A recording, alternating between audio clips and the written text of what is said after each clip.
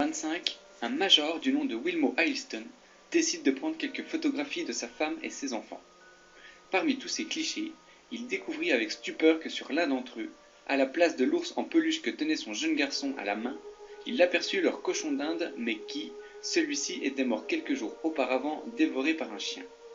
Aucun membre de la famille ne put expliquer la présence de cet animal mort sur cette photo. L'histoire et la photographie de cet animal fantôme restent la plus populaire sur la toile. Plusieurs autres mêmes types de cas existeraient également. Bien que cette photo soulève beaucoup de controverses sur la clarté de l'animal ou d'un quelconque trucage, de nombreux experts du monde entier ont étudié et analysé cette histoire et affirment que cette image est bien authentique et sans trucage. À ce jour, l'histoire du cochon d'Inde fantôme reste une mystérieuse et incroyable énigme.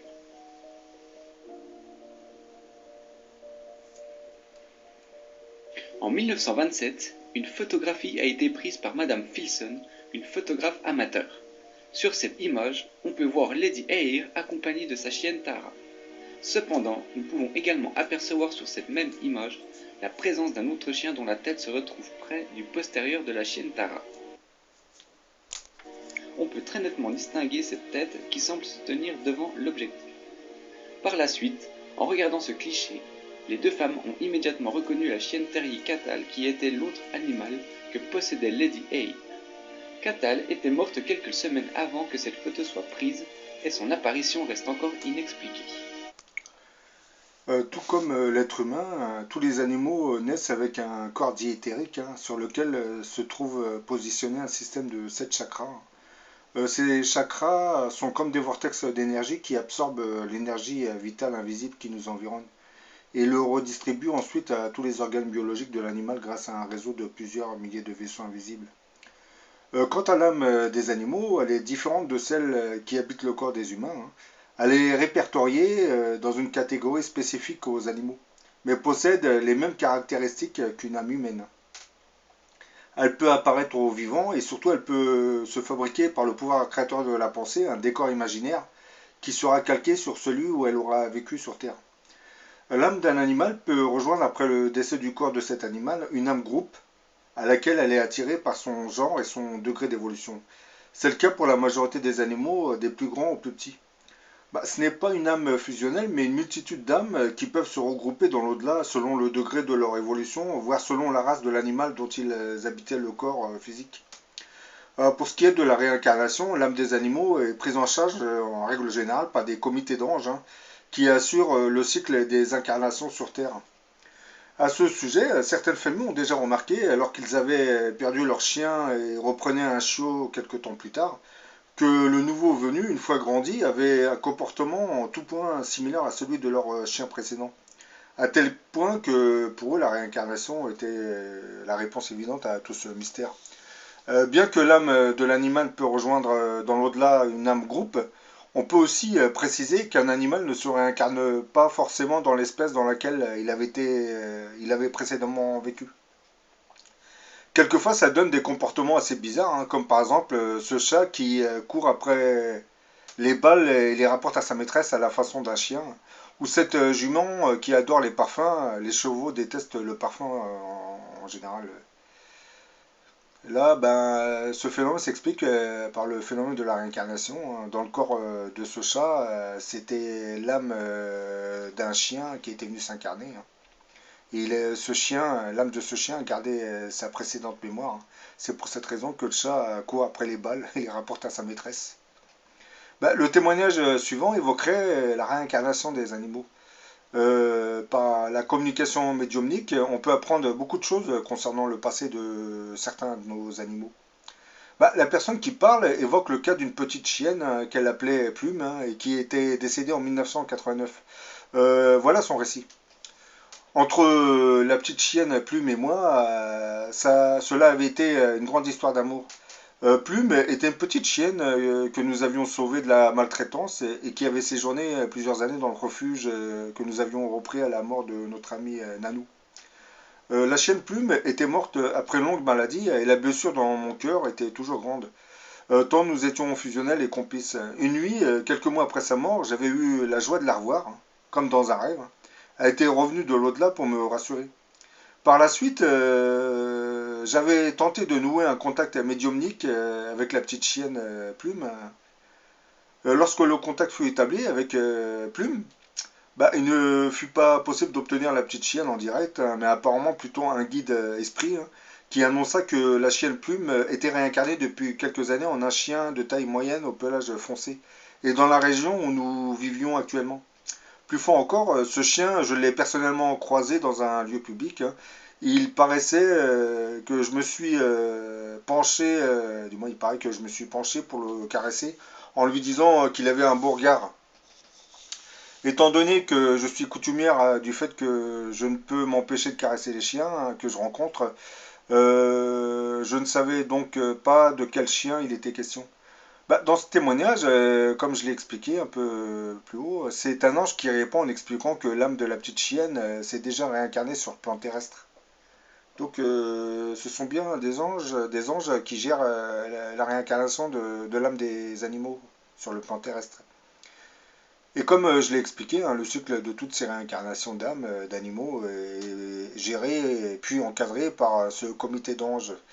Quelquefois, ce comité d'anges est rejoint par des âmes de désincarnés qui ont évolué, qui ont franchi les principales sphères spirituelles. Et c'est ce genre d'âme finit par être missionné pour prêter main forte aux anges afin de collaborer à ce phénomène de l'incarnation de l'âme des animaux. On dit qu'un animal peut revenir à plusieurs reprises au cours de la vie d'une même personne, et ce, très souvent auprès de cette dernière. Hein. Dans beaucoup de cas, on assiste à l'apparition fantomatique de l'animal décédé qui revient vers son maître resté encore vivant sur Terre. Bah, c'est le cas pour le témoignage qui va suivre. Hein. Bon, je vous le cite, hein. C'est la personne qui parle. Hein. Alors que je passais mon balai dans la maison, j'ai ressenti tout d'abord une présence. Bah, elle n'avait rien d'horrible, hein, puisque je continuais à balayer. Je sentais quelque chose de vif, allant, venant, déplaçant de l'air. J'ai plissé les yeux et j'ai pu voir une forme de chien noir. Juste les contours fluides. Il était plus grand que la normale, hein, le torse bien haut hein, et trapu, comme un boxeur. Il respirait fort, hein, sa langue rouge semblait tomber sur le côté. Hein. Ses yeux étaient plutôt verts et il ne m'avait pas effrayé du tout. Hein. Bah, je lui ai dit qu'est-ce qu'il faisait, qu'est-ce que tu fais là, toi? Et tu t'es perdu? Bah, parle au chien. Hein. Retourne d'où tu viens. Le fantôme chien vaporeux m'a regardé puis s'est mis à aller et venir comme s'il cherchait quelque chose, inspectant partout. Bah, je lui ai dit bon, ça y est, tu as fait le tour de la maison, hein, tu peux partir maintenant. Ce n'est pas là ta maison. Hein. Et puis en regardant de plus près cette forme, parce que je continuais à passer le balai pour montrer que je n'avais pas peur de cette chose, pensais qu'elle venait du bas astral. Hein. Bah, j'ai constaté qu'il ressemblait étrangement à mon chien Black, un braque allemand que j'avais eu 30 ans auparavant. Bah, là, je suis resté bouche bée. Hein. J'ai pensé Black. Et le chien fantôme m'a regardé intensément et s'est immédiatement évanoui lentement. Bah, dans cet autre témoignage, c'est une personne qui ressent la présence de son chat décédé. Et l'histoire qui suit est vécue par des millions de personnes à travers le monde, hein, par peur de l'étrangeté, hein, du phénomène, ou tout simplement par peur du ridicule. Toutes les personnes qui assistent ainsi à l'apparition fantomatique de leur chat préfèrent ne pas en parler à leur entourage. Et ce genre d'apparition s'explique par le fait, comme je l'ai expliqué, que tous les animaux possèdent une âme qui survit dans l'au-delà. Ces chats reviennent hanter les lieux où ils avaient vécu, hein, sous l'apparence du chat, hein, qu'ils étaient de leur vivant, parce qu'ils ont gardé en mémoire le chat qu'ils étaient. Hein. Si demain l'âme de ce chat venait à se réincarner dans le corps d'un chien, et que ce chien décéderait à nouveau, ben, dans ce cas, l'âme qui reviendra hanter le lieu prendra l'apparence du chien. L'âme des animaux peut prendre l'apparence physique du corps qu'elle revêtira lors de son incarnation. Ben, maintenant, je vais vous parler du témoignage. Hein. Mon chat est décédé en mai 2010. Hein. Nous étions très très proches.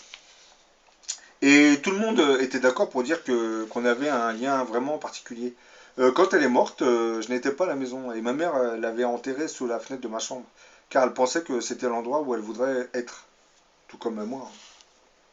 J'ai pensé un été, du moins j'ai passé un été affreux, hein, elle me manquait et je passais beaucoup de temps à l'appeler dehors comme si elle était encore en vie. Car je la sentais toujours, même sans la voir.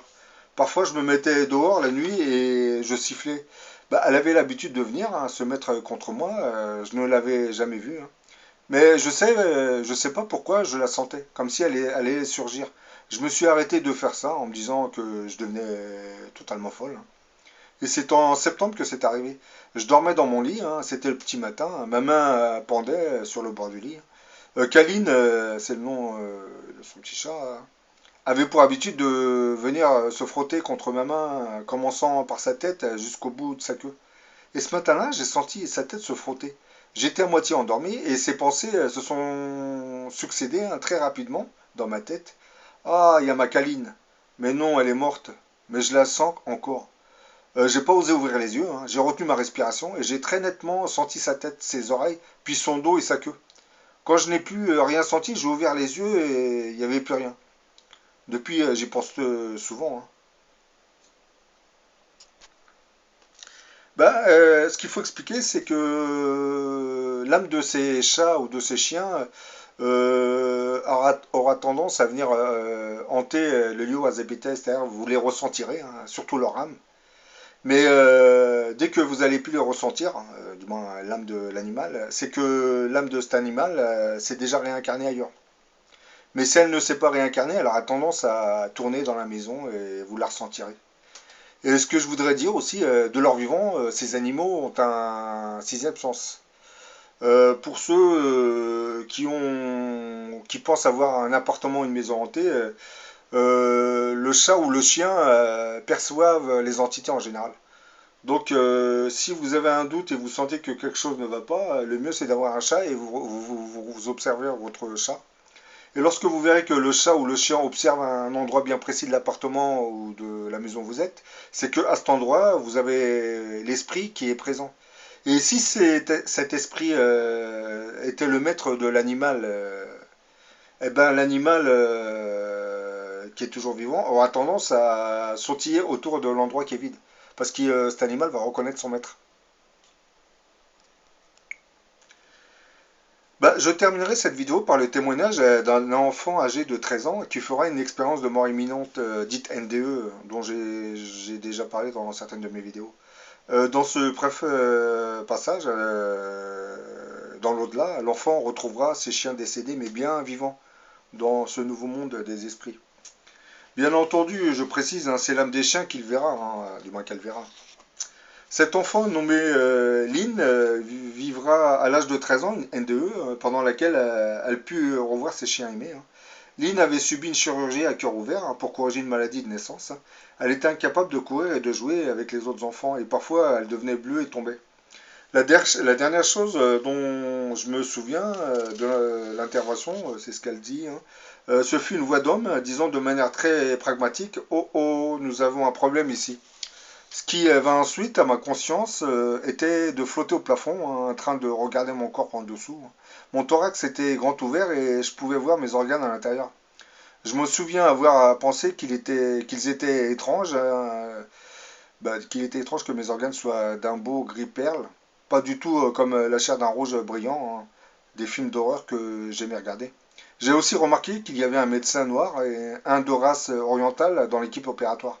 Cela me frappa hein, parce que j'avais grandi dans un environnement de blanc de classe moyenne hein, et j'avais vu des instituteurs noirs mais jamais de médecins de couleur. J'avais fait connaissance de l'équipe la veille, hein, mais ils étaient tous blonds. Tout d'un coup, il fallait que je bouge, hein. Je me mis donc à flotter vers la salle d'attente où se trouvaient mes parents. Mon père, agenouillé au pied de ma mère, avait passé ses bras autour de sa taille et il sanglotait. Ma mère lui caressait la tête en chuchotant. Cette scène me choqua car mon père n'était pas porté à montrer ses émotions, hein. Et après avoir compris qu'il tiendrait le coup, moi, je me sentis poussé vers un tunnel horizontal, hein. Le circuit dans le tunnel ne ressemblait à rien d'autre, hein. Je me souviens avoir pensé, c'est donc ça la mort. Le tunnel était obscur et de temps à autre, quelque chose qui ressemblait à un éclair brillait sur mon trajet. Ces éclairs étaient de couleur brillante et ne m'effrayaient pas, hein. Au bout du tunnel, il y avait une lumière radieuse. Bah, de la lumière sortirent deux de mes chiens. L'un était le collet nommé Mimi, hein, qui était mort d'infection 3 ans auparavant, et l'autre, le boxer du nom de Sam, qui était mort 2 ans avant, après avoir été renversé par une voiture. Bah, les chiens arrivèrent en galopant et sautèrent sur moi et me donnèrent des coups de langue pour m'embrasser. Leur langue n'était pas mouillée, hein. Je ne sentis aucun poids quand ils sautèrent sur moi, hein. Les chiens semblaient briller d'une lumière intérieure. Je me rappelle avoir dit merci mon Dieu d'avoir laissé mes chiens en vie. Je leur fis autant de câlins que je pouvais et je les appelai ensuite et ensemble nous nous mîmes en route vers la lumière. Toutes les couleurs existaient dans la lumière et elles étaient chaudes, hein, une chose vivante. Il y avait des gens à perte de vue et ils brillaient d'une lumière intérieure. Tout comme mes chiens, hein, je pouvais apercevoir dans le lointain des champs, des collines et le ciel. La lumière par là et elle dit Lynn, ce n'est pas encore le moment pour toi, rentre, rentre mon enfant. Bah, je soulevai la main pour toucher le haut de la lumière. Je suis alors que j'avais touché le visage de Dieu. Je dis à Dieu que je l'aimais et que je voulais rester avec lui, hein.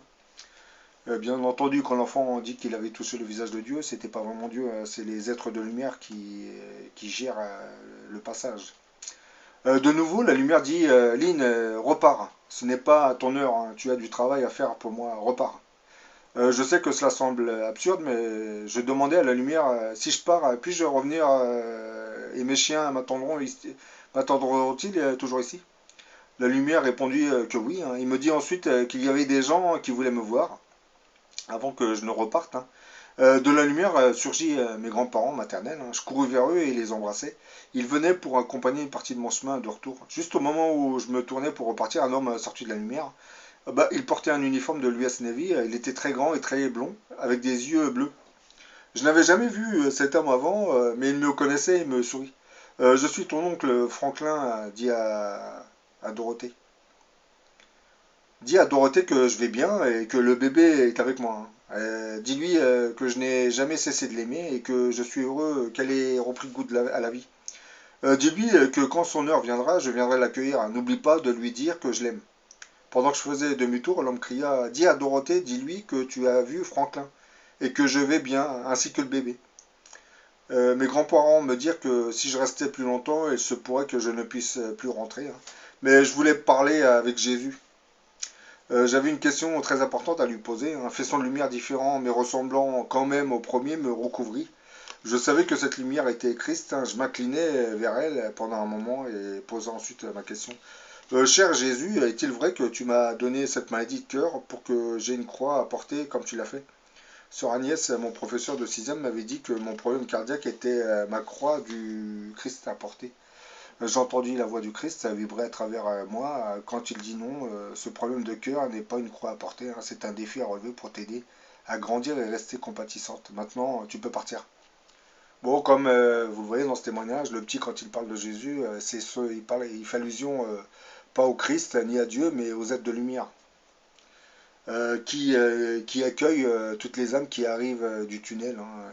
Pour celles qui doivent repartir, bon, on leur précise qu'il faut repartir en arrière.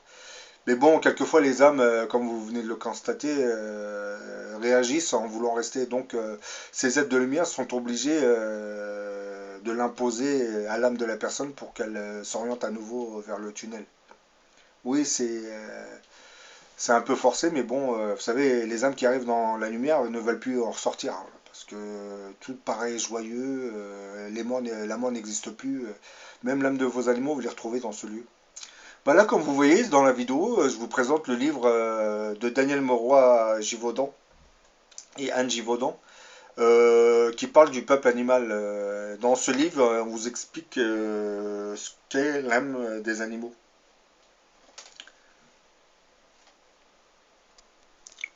Et dans ce deuxième livre, écrit par Jean Prieur, c'est l'âme des animaux, édité dans la collection, dans le livre de poche, collection J'ai lu.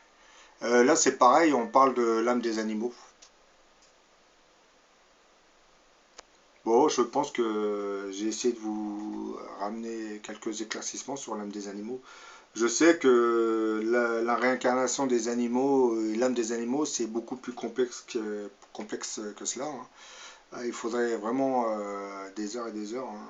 Mais bon, sur la toile internet, vous pouvez trouver plusieurs sites qui en parlent. Et là, je vous ai présenté deux livres bien précis, surtout celui des Givaudan, hein. Celui-là, hein.